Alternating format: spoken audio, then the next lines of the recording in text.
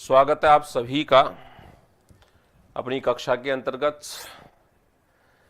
Last class में हमने पढ़ा था वो कोशिका के जो कोशिकांग होते हैं उनके बारे में हमने अध्ययन किया था। और उस क्लास के अंतर्गत हमने अध्ययन किया था एक झिल्ली से घिरे हुए कोशिकांग जो होते हैं उनकी, और एक हमने बात की थी कि बिना झिल्ली का जो कोशिकांग पाया जाता है, न्यूड सेल ऑर्गन के नाम से जिसको जाना जाता है, राइबोसोम। इन दोनों की बातें हमने की थी लास्ट क्लास के अंतर्गत।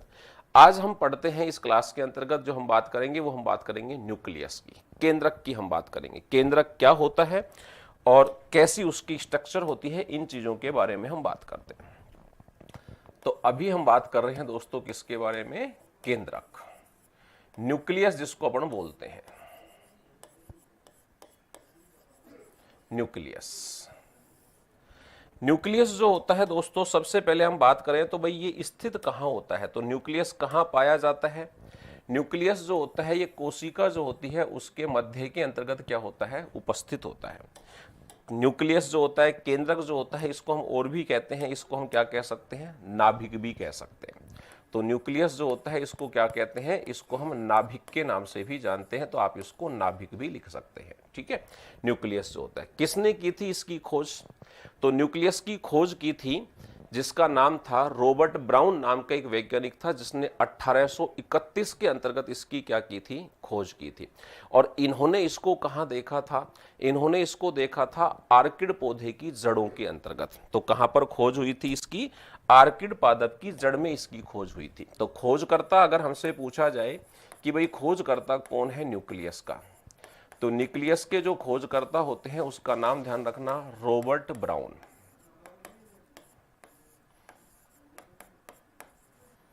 इन्होंने इसकी खोज की थी। कब की थी इन्होंने इसकी खोज? 1831 में इन्होंने इसकी खोज की थी। और कहां पर की थी? तो स्थान याद रखना, ऑर्किड पौधे की जड़ों में, ऑर्किड पादप की जड़ में, यहां पर इन्होंने इसकी क्या की थी? खोज की थी। अब तो दोस्तों जब इन्होंने इसकी खोज की तो इन्होंने इसको न्यूक्लियस नाम नहीं दिया था। जब इन्होंने इसकी खोज की तो इन्होंने नाम जो दिया था वो क्या दिया था? प्रारंभिक जो नामकरण इन्होंने किया, जो नाम रखा वो क्या था? तो इन्होंने जिसका नाम रखा वो था एरियोला। क्या नाम था वो? एरियोला नाम रखा था इन्होंने इसका, एरियोला नामकरण, या एरियोला, अंग्रेजी में भी लिख देता हूं एरियोला। बाद में इसको क्या कहा गया? बाद में इसका नाम परिवर्तन किया गया, और नाम परिवर्तन करके इसको क्या कर दिया? नाम परिवर्तन करके इसका नाम कर दिया न्यूक्लियस, यानी कि नाभिक कर दिया इसका नाम।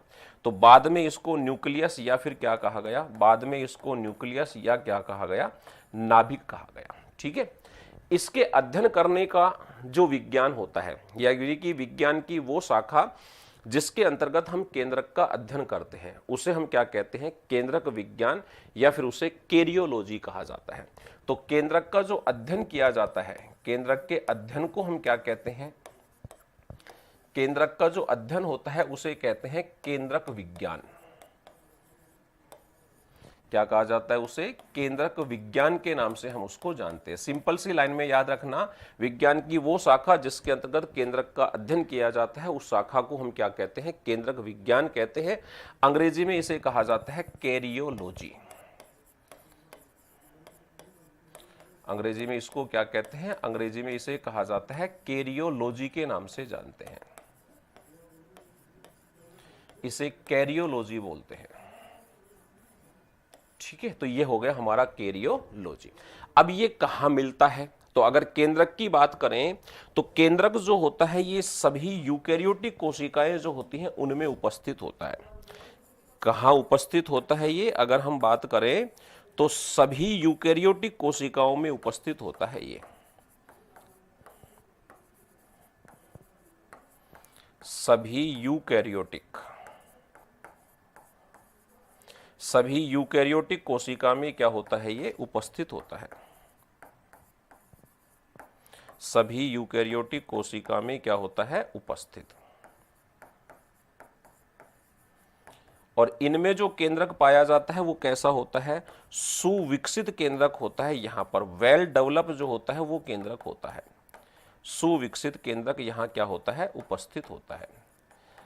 अब देखिए प्रोकैरियोटिक कोशिकाओं की अगर हम बात करें तो प्रोकैरियोटिक कोशिकाएं जो होती है उनके अंतर्गत केंद्रक नहीं होता है, बल्कि केंद्रक के समान संरचना पाई जाती है। और उस केंद्रक समान संरचना को हम क्या कहते हैं, उसको आप प्रोकेंद्रक कह सकते हो, यानी कि पूर्व केंद्रक आप उसको कह सकते हो, या फिर जीनोफेर कह सकते हो, या फिर आप उसको जीन धर के नाम से भी क्या कर सकते हैं, जान सकते हैं। तो उपस्थित तो कहां होता है, ये सभी यूकैरियोटिक कोशिकाओं में होता है, लेकिन यूकैरियोटिक कोशिकाओं में कुछ अपवाद हैं। कौन अपवाद हैं, जैसे परिपक्व आरबीसी जो होती है वहां पर यह नहीं पाया जाता है। स्तनधारियों की परिपक्व आरबीसी, ये इसमें अपवाद है यूकैरियोटिक कोशिकाओं में। अपवाद कौन है, तो अपवाद में आता है मैमल्स जो होते हैं स्तनधारी, स्तनधारियों की परिपक्व जो आरबीसी होती है वो इसका अपवाद है। यहां पर ये नहीं मिलता है।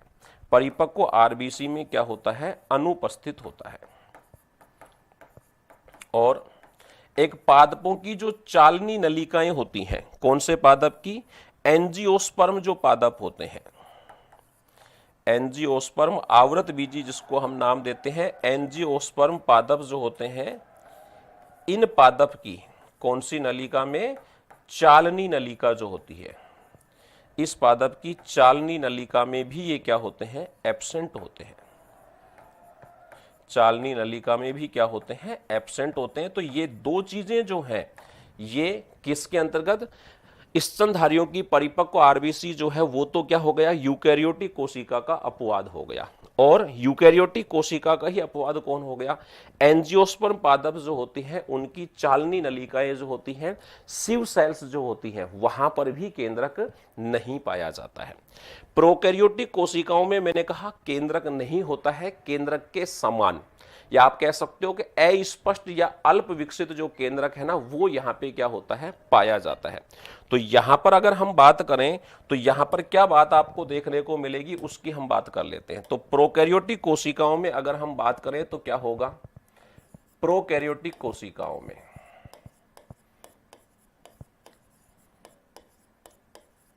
प्रोकैरियोटिक कोशिका में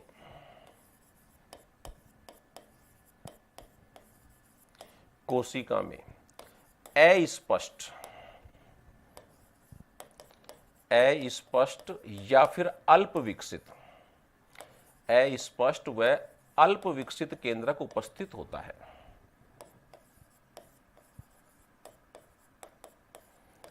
अल्प विकसित केंद्रक क्या होता है, उपस्थित होता है।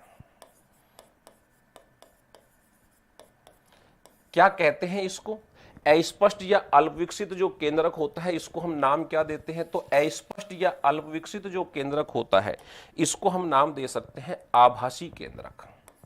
क्या कह सकते हैं हम इसको, आभासी केंद्रक भी कह सकते हैं। क्या कह सकते हैं इसको, आभासी केंद्रक के नाम से भी जानते हैं। यानी कि केंद्रक जो होता नहीं है लेकिन केंद्रक जैसी जो संरचनाएं होती हैं वो हमको यहाँ पे क्या होता है, दिखाई देता है। और ये आभासी जो केंद्रक होता है, अगर हम इसकी बात करें तो इसको आभासी क्यों कहा गया या इसको अल्प विकसित क्यों कहा गया, क्योंकि ये जो केंद्रक है इस केंद्रक के ऊपर केंद्रक झिल्ली जो है वो नहीं पाई जाती है। तो आभासी केंद्रक जो होता है इसमें केंद्रक झिल्ली का क्या होता है, अनुपस्थित होती है। तो यहां पर केंद्रक झिल्ली नहीं पाई जाती है, केंद्रक झिल्ली क्या होती है, यहां पे अनुपस्थित होती है, इसलिए हम इसको क्या बोलते हैं, आभासी केंद्रक कहते हैं। और इस आभासी केंद्रक के मैंने कहा बहुत सारे नाम हो सकते हैं। आप इसको क्या क्या कह सकते हैं, आप इसको केंद्र काव्य भी कह सकते हैं। क्या कह सकते हैं आप इसको, केंद्र काव्य भी कह सकते हैं, न्यूक्लियोइड, इसको क्या कह सकते हैं, न्यूक्लियोइड भी हम इसको कह सकते हैं। और हम बात करें तो इसको पूर्व केंद्रक भी आप इसको कह सकते हो। क्या कह सकते हो इसको, पूर्व केंद्रक, कैरियोन, प्रोकैरियोन, ठीक है। क्या कह सकते हो आप इसको, प्रोकैरियोन बोल सकते हो, प्रोकैरियोन। और आप क्या कह सकते हो इसको, प्रारंभिक केंद्रक। आप इसको कह सकते हो प्रारंभिक केंद्रक भी आप इसको कह सकते हो। और आप इसको क्या कह सकते हो, जीन धर के नाम से भी जान सकते हो। जीन धर का मतलब जीनोफेर, जीनोफेर के नाम से भी आप इसको क्या कर सकते हो, जान सकते हो। तो ये सारे नाम जो है ना, आप इसको क्या कर सकते हो दोस्तों, दे सकते हो। ठीक है, अब हम बात करें भाई कि भाई हमारी जो कोशिका होती है, उस कोशिका का जो केंद्रक होता है, उस केंद्रक के अंतर्गत कौन कौन सी संरचनाएं पाई जाती हैं। तो केंद्रक की संरचनाओं में अगर हम बात करें तो केंद्रक में मेनली 4 चीजें होती हैं। केंद्रक की संरचना की अगर बात करें तो केंद्रक की संरचना में कितनी चीजें होती हैं, 4 चीजें पाई जाती हैं। डायग्राम से बात करेंगे हम इसकी, केंद्रक की जो संरचना होती है उसमें कितनी चीजें होती हैं, उसमें 4 चीजें होती हैं। कौन कौन सी 4 चीजें होती हैं उसमें, एक चीज जो उसमें पाई जाती है वो होती है दोस्तों जिसको हम नाम देते हैं केंद्रक झिल्ली। क्या कहते हैं उसको हम, केंद्रक झिल्ली के नाम से हम इसको जानते हैं। तो ये तो है केंद्रक झिल्ली। और क्या होता है इसमें, दूसरी जो चीज इसमें उपस्थित होती है तो इसके मध्य में होती है दोस्तों एक गोलाकार संरचना, जिसको क्या नाम देते हैं, केंद्रिका। एक जो संरचना इसके अंतर्गत पाई जाती है कि इनके मध्य उपस्थित है एक तरल पदार्थ जिसको नाम दिया जाता है केंद्रक द्रव्य, न्यूक्लियोप्लाज्म। और एक इस केंद्रक द्रव्य के अंतर्गत पाई जाती है जाल जैसी संरचना जिसको हम नाम देते हैं गुणसूत्र जाल। क्या कहते हैं उसको, गुणसूत्र जाल, या फिर आप इसको क्रोमेटिन, मतलब क्रोमेटिन भी आप इसको बोल सकते हैं, क्रोमेटिन पदार्थ या क्रोमेटिन जाल जो होता है वो भी आप इसको क्या कहते हैं, कह सकते हैं। ये 4 चीजें इसके अंतर्गत उपस्थित होती हैं। कैसा होता है देखिए, हम डायग्राम से समझने का प्रयास करते हैं सबसे पहले तो कि भाई इसका जो डायग्राम होगा वो कैसा होगा। तो ये मान लीजिए हमारा केंद्रक हो गया भाई, ये क्या मान लिया, ये हमने मान लिया कि भाई ये हमारा केंद्रक हो गया। ठीक है, ये लीजिए ऐसे बना दिया। केंद्रक के ऊपर कितनी झिल्ली होती हैं, तो केंद्रक के ऊपर पाई जाती हैं दोस्तों 4 झिल्ली, सॉरी 2 झिल्ली।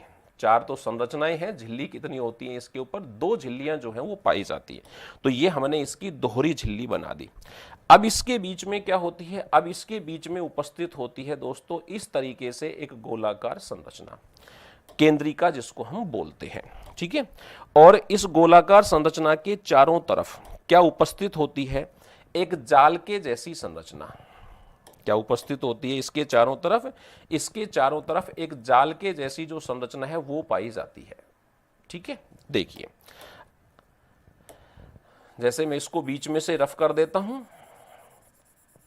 क्योंकि ये केंद्रक झिल्ली जो होगी इसमें क्या पाए जाएंगे, केंद्रक झिल्ली के अंतर्गत छोटे छोटे छिद्र उपस्थित होते हैं जिनको हम केंद्रकीय रंध्र बोल देते हैं। तो यहां पर ये उपस्थित होंगे केंद्रकीय रंध्र जो है वो यहां पे पाए जाएंगे इस तरीके से। ये केंद्रकीय रंध्रों का मैंने स्थान बना दिया कि भाई यहां पर केंद्रकीय रंध्र उपस्थित होंगे। ठीक है, अब कैसे होती है ये, तो ये देखिए ये संरचना कैसी होती है, ये संरचना होती है इस प्रकार से, यो।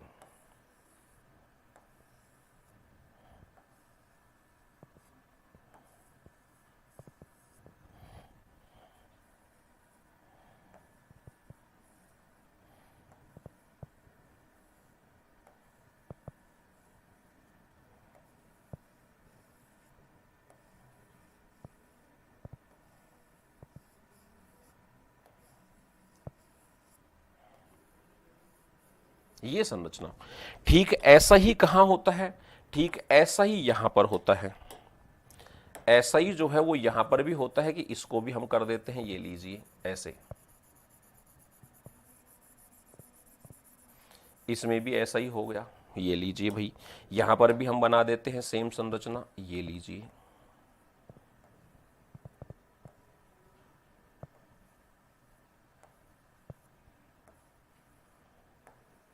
ठीक है, अब क्या होता है दोस्तों, ये जो बाहर की हमने संरचना बनाई है, कौन सी, ये वाली मैं नाम लिख रहा हूं, इसको हम क्या नाम देते हैं, इसको हम नाम देते हैं केंद्रक झिल्ली। इसको क्या कहते हैं, इसको कहा जाता है केंद्रक झिल्ली कहते हैं इसको, न्यूक्लियस मेम्ब्रेन इसको बोल देते हैं, न्यूक्लियस मेम्ब्रेन। या फिर इसको आप कैरियोथिका भी बोल सकते हो अंग्रेजी के अंतर्गत, ठीक है। ये जो छिद्र पाए गए हैं ये वाले, इन छिद्रों को हम क्या कहते हैं, इन छिद्रों का नाम होता है केंद्रकीय रंध्र।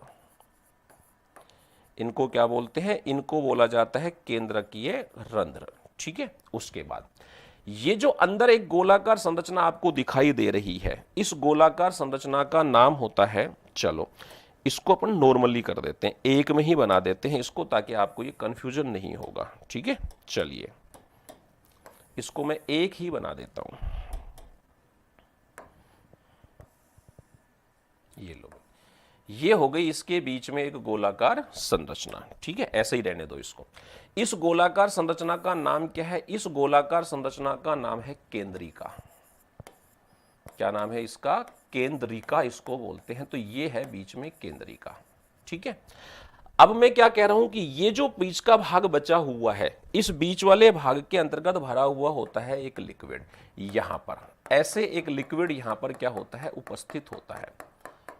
मतलब तरल पदार्थ जो होता है, जैसे कोशिका के अंतर्गत भरा होता था कोशिका द्रव्य, ठीक उसी तरीके से केंद्रक के अंतर्गत भरा होता है केंद्रक द्रव्य। तो ये इसमें उपस्थित हो गया दोस्तों।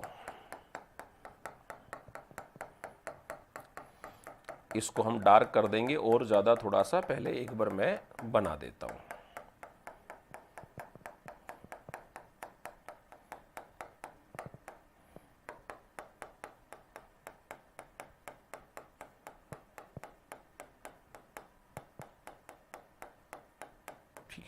ये वाला जो पदार्थ है इसको हम क्या नाम देंगे, इस पदार्थ को नाम दिया जाता है केंद्रक द्रव्य, न्यूक्लियोप्लाज्म। इसको हम बोल देते हैं केंद्रक द्रव्य, ठीक है। इनमें क्या क्या होगा वो सब बातें भी हम करेंगे। और फिर इसके बीच में यहां पर होती है दोस्तों इस तरीके की एक जाल के जैसी संरचना, यहां पर इस तरीके से, ऐसे एक जाल के लाइक, मतलब जैसे कि कोई नेट तरीके की कोई स्ट्रक्चर होती है ना, इस तरीके का एक जाल जो होता है वो इसके अंतर्गत क्या होता है, भरा हुआ पाया जाता है ऐसे।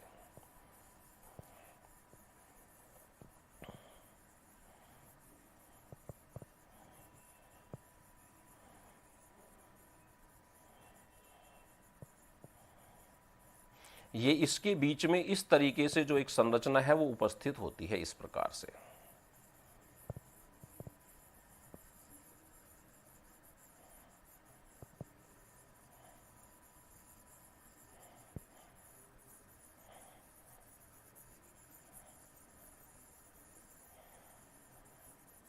ये इस तरीके से इसके अंतर्गत उपस्थित होता है, ठीक है।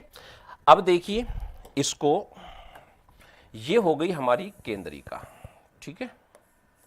और इस केंद्रिका को हम कहते हैं कि भाई ये भरा हुआ है, किसी चीज से भरी हुई है, तो इसको मान लेते हैं कि भाई ये किसी चीज से भरी हुई है, ये हमने इसके अंतर्गत भर दिया, ठीक है।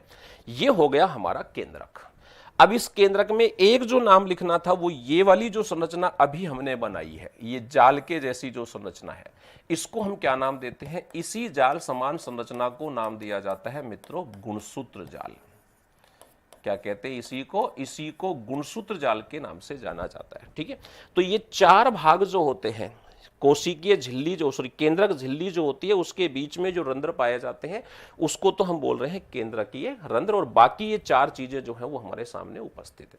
अब हम एक एक की बात करते हैं कि भाई किसी चीज की क्या खासियत होती है। तो सबसे पहले दोस्तों हम बात कर रहे हैं केंद्रक झिल्ली के बारे में, ठीक है। सबसे पहले किसके बारे में बात करते हैं, सबसे पहले हम बात करते हैं केंद्रक झिल्ली के बारे में कि भाई केंद्रक झिल्ली जो है ये कैसी है। और केंद्रक झिल्ली का मैंने एक नाम बताया कि इसको क्या कहते हैं, इसको कैरियोथिका भी कहा जाता है। क्या कहा जाता है इसको, कैरियोथिका के नाम से भी हम इसको जानते हैं। तो ये कैरियोथिका, ठीक है। कैसी होती है, तो सबसे पहले हम बात करते हैं कि केंद्रक के चारों तरफ का दोहरा आवरण होता है। ये क्या है, ये केंद्रक के चारों तरफ, केंद्रक के चारों तरफ का क्या है, ये तरफ का दोहरा आवरण। केंद्रक के चारों तरफ का दोहरा आवरण है ये।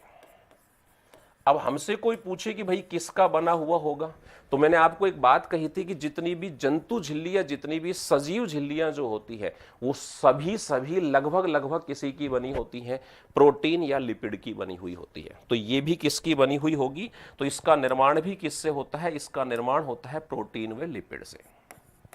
निर्माण किससे होगा इसका, इसका निर्माण भी होगा प्रोटीन व लिपिड, प्रोटीन और लिपिड से इसका क्या होता है, निर्माण होता है।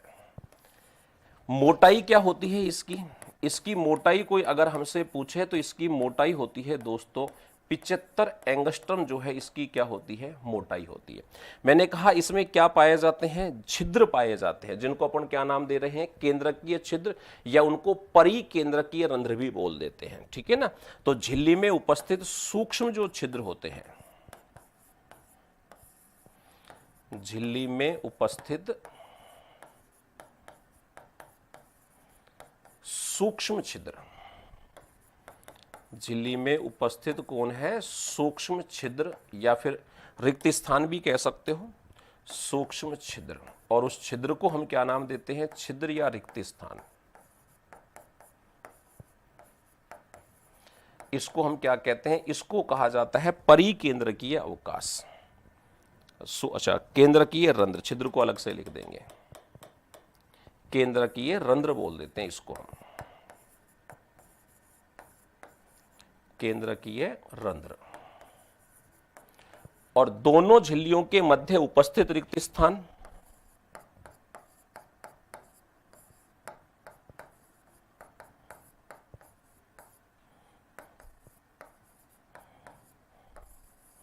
दोनों झिल्लियों के मध्य रिक्त स्थान, और उस रिक्त स्थान को क्या कहते हैं, उस रिक्त स्थान को नाम दिया जाता है परिकेंद्रकीय अवकाश। क्या कहते हैं उसको, परिकेंद्रकीय अवकाश कहते हैं इसको हम। पेरीन्यूक्लियर, पेरीन्यूक्लियर स्पेस कहते हैं इसको। कोई आपसे पूछ ले कि भाई कितना बड़ा होता है ये, तो ये तो होता है 10 से 50 नैनोमीटर का। कितना होता है ये, 10 से लेकर और 50 नैनोमीटर तक का जो है वो ये पाया जाता है, ठीक है। उसके बाद और जो ये केंद्रकीय रंध्र होते हैं, इनका व्यास क्या होता है, तो केंद्रकीय रंध्र जो होते हैं इनका भी व्यास अगर कोई आपसे पूछ ले तो इनका व्यास होता है 300 से लेकर 500 एंगस्ट्रम, यानी कि 300 एंगस्ट्रम से लेकर 500 एंगस्ट्रम तक का जो क्या होता है इनका व्यास। ये बातें तो आपको याद रखनी है केंद्रक झिल्ली के बारे में, ठीक है। अब हम बात करें केंद्रक झिल्ली के अलावा हम बात करें तो दूसरा जो स्थान हमारा आता है, दूसरा जो भाग हमारा आता है उसको हम क्या नाम देते हैं, उसे कहा जाता है केंद्रिका। दूसरी जो चीज आती है वो क्या होती है, केंद्रिका है हमारी, केंद्रिका, ये है केंद्रिका, ठीक है। और इस केंद्रिका की बात करें तो केंद्रिका में कौन होगा, तो केंद्रिका की सबसे पहले बात करते हैं इसकी खोज किसने की थी, तो इसके खोजकर्ता जो है वो है फोंटाना नाम के वैज्ञानिक। खोजकर्ता कौन है इसके, इसके खोजकर्ता है फोंटाना। फोंटाना नाम का जो साइंटिस्ट था उन्होंने इसकी क्या की थी, खोज की थी। लेकिन इसको नाम किसने दिया, इसका नामकरण किया बोमन ने। नामकरण किसने किया, इसका नाम रखने वाला जो व्यक्ति था वो था बोमन। बोमन नाम के वैज्ञानिक ने इसको क्या कहा था, बोमेन। केंद्रिका जो होती है ये कितनी होती है, तो केंद्रक द्रव्य में उपस्थित एक गोलाकार संरचना होती है और इसकी संख्या जो होती है वो एक से ज्यादा भी हो सकती है। कहां उपस्थित होती है ये, केंद्रक द्रव्य में उपस्थित संरचना, केंद्रक द्रव्य में उपस्थित क्या है ये, एक उपस्थित एक गोलाकार संरचना, उपस्थित एक गोलाकार संरचना।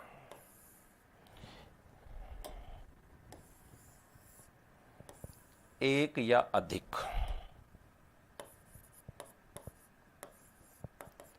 एक या अधिक गोलाकार संरचना। इसमें क्या पाया जाता है? तो केंद्रिका में उपस्थित पदार्थ, उपस्थित पदार्थ कौन कौन है इसमें, उसकी भी बात करते हैं। इसमें कौन कौन पाया जाता है? उपस्थित पदार्थ की अगर हम बात करें तो इसके अंतर्गत दोस्तों होता है प्रोटीन। कौन होता है?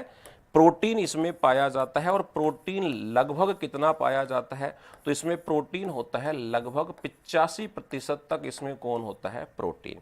इसके अलावा कौन मिलता है इसमें? इसके अलावा मिलता है इसमें आरएनए, लगभग कितना प्रतिशत होता है? 10%।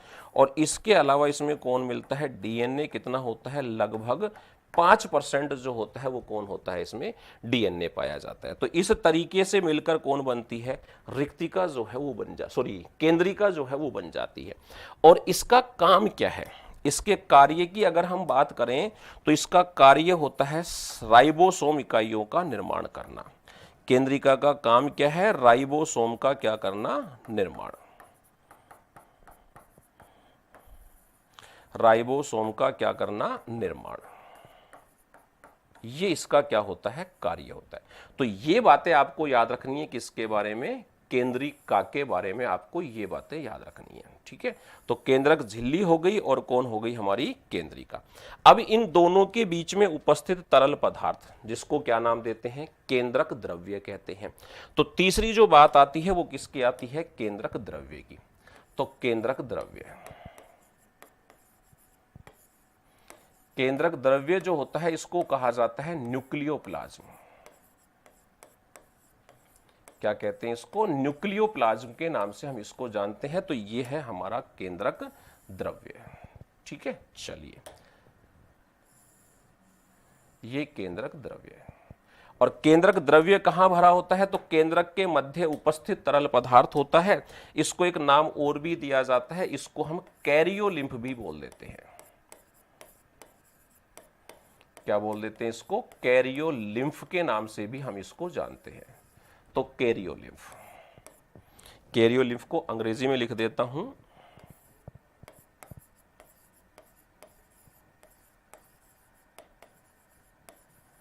कैरियोलिम्फ। ठीक है, चलिए, कहां उपस्थित होता है? केंद्रक के मध्य उपस्थित क्या होता है? तरल पदार्थ होता है ये। ठीक है, केंद्रक के मध्य उपस्थित तरल पदार्थ।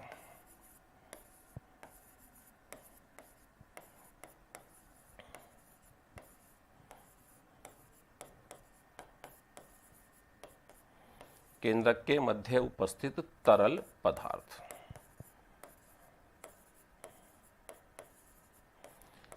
कैसा होता है? प्रकृति में बात करें तो इसकी प्रकृति कैसी होती है? तो इसकी प्रकृति होती है पारदर्शी, यानी कि ट्रांसपेरेंट होता है। और क्या होता है? अर्ध तरल, सेमी लिक्विड। क्या होता है? अर्ध तरल होता है। ये पूरी तरीके से मतलब थोड़ा सा ठोस भी जो पार्ट होता है वो इसका पाया जाता है। तो पारदर्शी होता है, अर्ध तरल होता है। कैसा होता है? कणिकीय, दानेदार संरचना से बना होता है। और कोलाइडी, और कैसा होता है? कोलाइडी होता है। किससे मिलकर बनता है या इसमें कौन कौन होते हैं?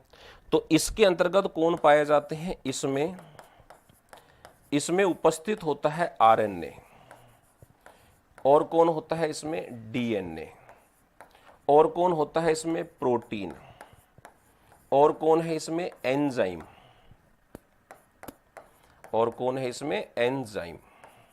इसके अलावा लिपिड, इसके अलावा लिपिड। और कौन है इसमें? खनिज लवण। ये सब चीजें इसके अंतर्गत क्या होती हैं? उपस्थित होती हैं। खनिज लवण, ये सब चीजें क्या होती हैं? इसमें उपस्थित होती हैं। उपस्थित।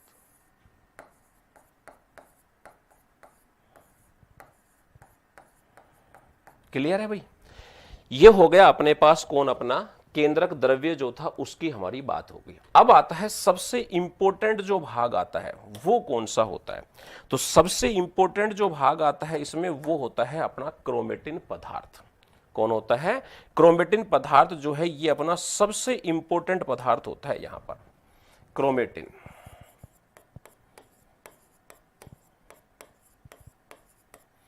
क्रोमेटिन जाल कह दो या फिर क्या कह दीजिए, गुणसूत्र जाल, या क्या कह देंगे इसको, गुणसूत्र जाल हम इसको कह देते हैं। ये चीज जो है वो इसके अंतर्गत उपस्थित होती है। कैसा होता है ये एक धागे जैसी संरचना होती है। धारिये जैसी में कौन से, क्षारीय रंजकों से इसको क्या हम कर सकते हैं, रंग कर इसको हम देख सकते हैं। जब क्षारीय रंजकों से इसको रंग कर देखा जाता है तो ये हमें दो भागों के अंतर्गत बटा हुआ दिखाई देता है। कितने भागों में, दो भागों में। क्षारीय रंजक से कब देखा जाता है इसको, कोशिका विभाजन की जब कौन सी अवस्था होती है,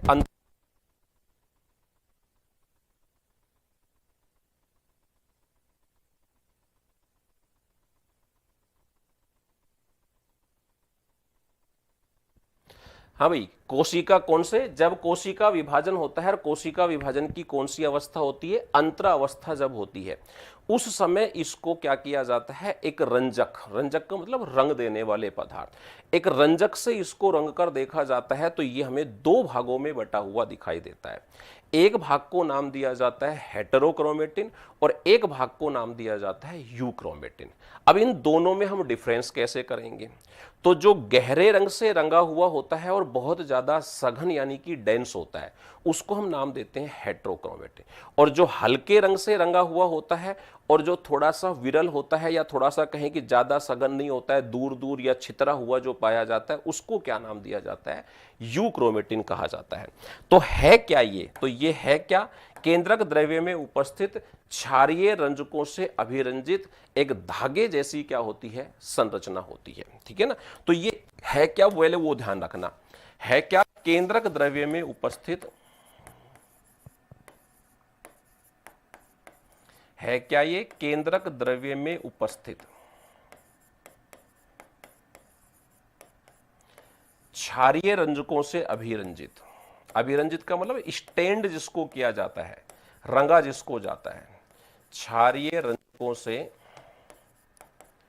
अभिरंजित, क्षारीय रंजकों से अभिरंजित कैसी संरचना, धागे नुमा, कैसी संरचना है, धागे नुमा संरचना। धागे नुमा संरचना जो होती है उसको हम क्या कहते हैं, उसको कहा जाता है क्रोमेटिन जाल। किस अवस्था में इसको देखा जाता है, कोशिका विभाजन की अंतरावस्था में। कौन सी में, कोशिका विभाजन की कौन सी अवस्था, अंतरावस्था, कोशिका विभाजन की अंतरावस्था जिसको हम बोलते हैं इंटरफेज, अंतरावस्था में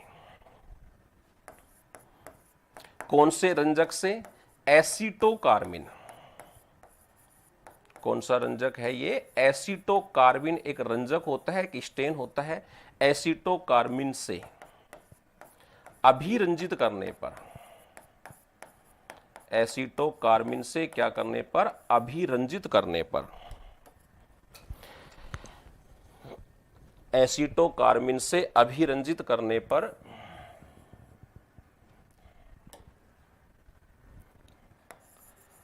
अभिरंजित करने पर दो भागों में बटी हुई दिखाई देती है, दो भाग में क्या होता है, दो भाग में दिखाई देती है। अब देखो ये बात किसने बताई भाई, किसने देखा था इसको एसीटोकार्बिन से अभिरंजित करके, तो एक तो शब्द ये याद रखना कि इसको किससे रंगा जाता है, तो इसको रंगा जाता है एसीटोकार्बिन नाम का एक रंजक होता है, एक डाई होती है, एक स्टेन होता है, उसकी सहायता से इसको रंगा जाता है। और जब इसको रंग कर देखते हैं उस समय ये हमें कितने भागों में बटा हुआ दिखाई देता है, दो भागों में बटा हुआ दिखाई देता है। ये बात हमको किसने बताई, ये बात हमको बताई एमिल हिट्ज नाम के एक साइंटिस्ट ने, एमिल हिट्ज। एमिल हिट्ज के अनुसार, ये एमिल हिट्ज ने बताया था अपने को, या ये कहें कि इनका नामकरण जो है वो एमिल हिट्ज ने दिया था। ठीक है, वो मैं लिख दूंगा अभी। अब कितने भाग हैं इसके, तो मैंने कहा इसके 2 भाग हैं। कौन कौन सा? एक भाग को तो नाम दिया जाता है, 2 जो भाग हैं उनमें से एक भाग को तो क्या नाम देते हैं? एक भाग को तो नाम दिया जाता है हेटेरोक्रोमेटिन। क्या कहते हैं? एक भाग का तो नाम क्या है? हेटेरोक्रोमेटिन। ये है एक भाग तो, ठीक है। और दूसरा जो भाग होता है उसका नाम क्या है? उसको नाम देते हैं यूक्रोमेटिन। दूसरे का नाम क्या है? दूसरे का नाम दिया जाता है यूक्रोमेटिन जो होता है। हेटेरोक्रोमेटिन जो होता है ये सघन होता है और किससे रंगा हुआ होता है? ये गहरे रंग से रंगा हुआ होता है। हेटेरोक्रोमेटिन कैसा होता है? सघन होता है और गहरे रंग का होता है। यूक्रोमेटिन कैसा होता है? हल्का होता है और थोड़ा सा विरल होता है, ठीक है। तो ये कैसे रंग का होता है? ये कैसा होता है? सघन व गहरे रंग से अभिरंजित। गहरे रंग से अभिरंजित, यानी कि ये गहरा दिखाई देता है हमको, आप ऐसे ही याद रख लो, गहरे रंग से। और ये कैसा होता है? ये होता है थोड़ा सा विरल। विरल या आप कह सकते हो कम सघन होता है, ये उसकी अपेक्षा कम सघन होता है और वह हल्के रंग से अभिरंजित होता है। कैसा होता है ये? हल्के रंग से, हल्के रंग से होता है अभिरंजित। अब देखो मैंने कहा कि भाई ये बात हमको किसने बताई थी? तो ये बात हमको बताई थी एमिल हिट्ज ने। तो अगर मान लीजिए आपसे सवाल पूछा जाए कि भाई ये नाम जो है हेटेरोक्रोमेटिन और यूक्रोमेटिन नाम जो है ये किसने दिए थे, तो ये दोनों ही नाम जो है ये किसने दिए थे? ये वाला नाम, ये वाला नाम, और दूसरा कौन सा है? ये वाला नाम। हमसे अगर पूछ ले कि भाई इन दोनों का नामकरण किसने किया था, तो इनका नामकरण किया था एमिल हिट्ज ने। नामकरण किसने किया? नामकरण किया एमिल हिट्ज ने। इसने इनका क्या किया था? नामकरण किया था। तो इसका नाम जो दिया गया वो किसने दिया था? एमिल हिट्ज ने इसका क्या किया था? नामकरण किया था। तो ये होती है दोस्तों हमारी एक और संरचना, जिसको हम क्या नाम दे रहे हैं? क्रोमेटिन जाल के नाम से हम जिसको क्या कर रहे हैं? जान रहे हैं। ये क्रोमेटिन जाल जो होता है ये किसका बना हुआ है? तो क्रोमेटिन जाल जो है, गुणसूत्र जाल जो है, किसका बना हुआ होता है? आरएनए का बना होता है, डीएनए का बना होता है, और किसका बना होता है? हिस्टोन प्रोटीन जो होती है उसका बना हुआ होता है ये, ठीक है। गुणसूत्र जाल जो है इसका निर्माण किससे होता है, या क्रोमेटिन पदार्थ जो है वो किससे बनता है? तो क्रोमेटिन पदार्थ किससे बनता है? क्रोमेटिन पदार्थ बनता है डीएनए, आरएनए और हिस्टोन प्रोटीन से। हिस्टोन प्रोटीन 2 तरीके की होती है, डीएनए, आरएनए, और एक होती है हिस्टोन और एक होती है नॉन हिस्टोन। एक तो कौन सी है? हिस्टोन प्रोटीन, और एक कौन सी होती है? Non histone protein. एक है हिस्टोन प्रोटीन और एक है नॉन हिस्टोन प्रोटीन। इनसे बना हुआ है ये, ठीक है। काम क्या करता है? कौन? केंद्रक। अब केंद्रक की बात करेंगे तो अच्छा, ये जो होगा क्रोमेटिन पदार्थ ये क्या करता है? कोशिका विभाजन के समय गुणसूत्र जाल का निर्माण करता है। क्रोमेटिन पदार्थ क्या करता है? कोशिका विभाजन में, कोशिका विभाजन से, कोशिका विभाजन के समय किसका निर्माण करता है? समय गुणसूत्र निर्माण करता है। कोशिका विभाजन के समय क्या करता है? गुणसूत्र निर्माण। ये इसका काम होता है कि ये कोशिका विभाजन के समय गुणसूत्र का क्या करता है? निर्माण करता है, ठीक है। अब केंद्रक क्या काम करता है? तो केंद्रक को तो हम क्या बोलते हैं? केंद्रक को तो हम बोलते हैं कोशिका का नियंत्रण इकाई। केंद्रक के कार्य की बात करते हैं तो केंद्रक क्या काम करता है? तो केंद्रक के कार्य की बात कर लेते हैं एक बार। ये लो भाई, केंद्रक क्या काम करते हैं? एक तो ये क्या होता है? कोशिका का नियंत्रण केंद्र होता है। कोशिका का क्या है ये? नियंत्रण केंद्र। कोशिका का नियंत्रण केंद्र है ये। और क्या करता है? इससे बनने वाले जो गुणसूत्र होते हैं वो गुणसूत्र क्या होते हैं? आनुवांशिक इकाई। बनने वाले गुणसूत्र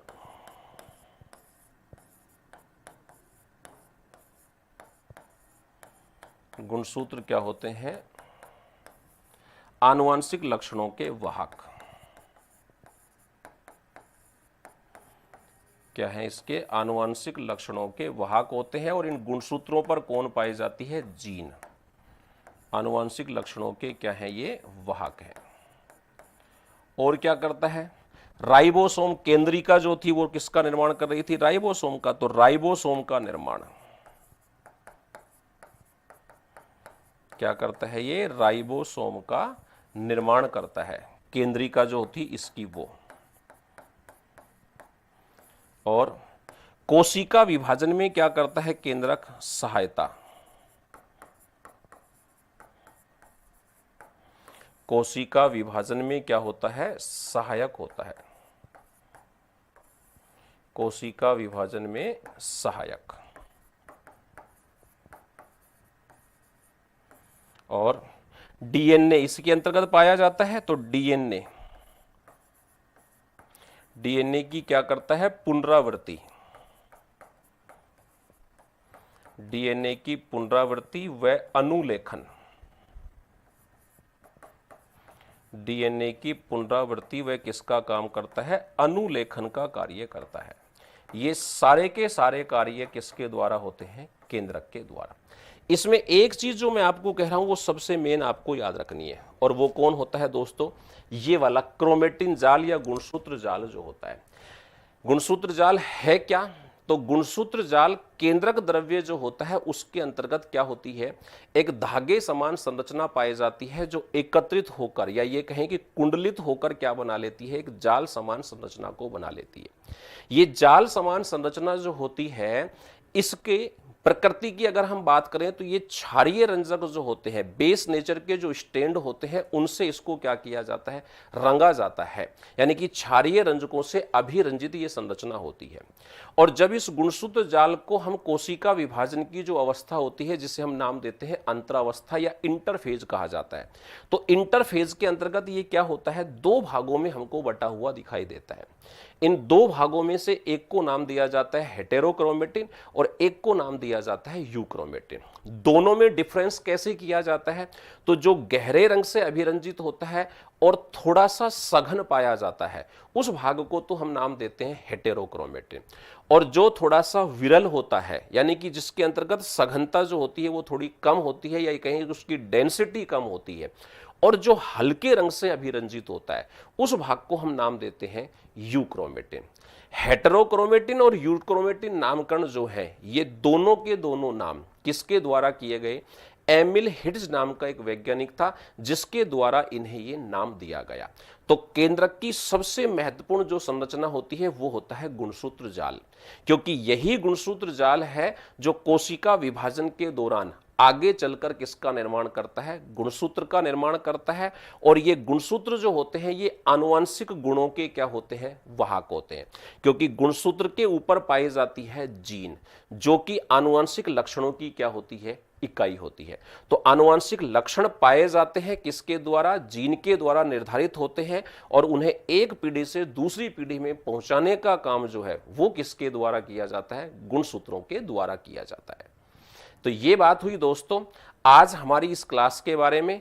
अब नेक्स्ट क्लास के अंतर्गत हम बात करेंगे गुणसूत्र कैसे बनता है, उसकी संरचना कैसी होती है और पादप और जंतु कोशिका में क्या अंतर होते हैं। तो आज के लिए इस क्लास के लिए धन्यवाद। जय हिंद, जय भारत।